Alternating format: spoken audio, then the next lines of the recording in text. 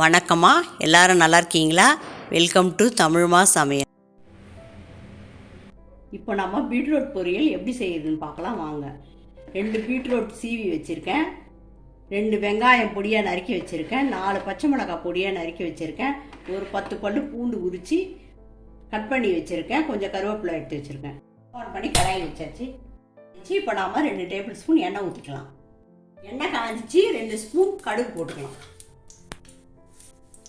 1/4 spoon சீரகம் போட்டுக்கலாம். கடுகு பொரிஞ்சிச்சு, கொஞ்சம் உளுத்தம்பருப்பு போட்டுக்கலாம். இப்போ உளுத்தம்பருப்பு வறுந்துடுச்சு, பொடியாக நறுக்கி வச்சுருக்கா 2 வெங்காயத்தை போட்டுக்கலாம். வெங்காயம் வதங்கிறதுக்கு ஒரு 1/4 ஸ்பூன் உப்பு போட்டுக்கலாம். பொடியாக நறுக்கி வச்சுருக்க 4 பச்சை மிளகாய் போட்டுக்கலாம். பொடியாக நறுக்கி வச்சுருக்க 10 பல்லு பூண்டு போட்டுக்கலாம்.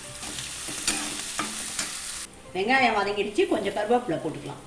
சீவி வச்சுருக்க 2 பீட்ரூட் போட்டுக்கலாம்.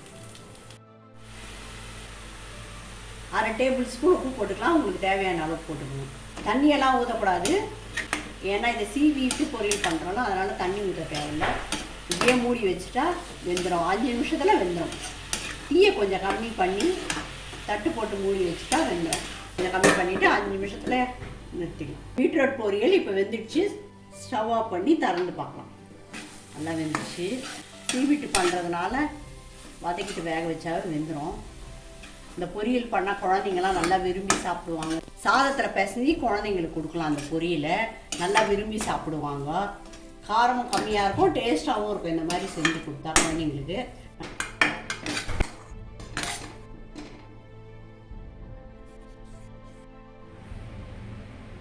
இந்த வீடியோ பிடிச்சிருந்தா நம்ம சேனலுக்கு சப்ஸ்கிரைப் பண்ணி சப்போர்ட் பண்ணுங்கம்மா. நன்றி, வணக்கம்.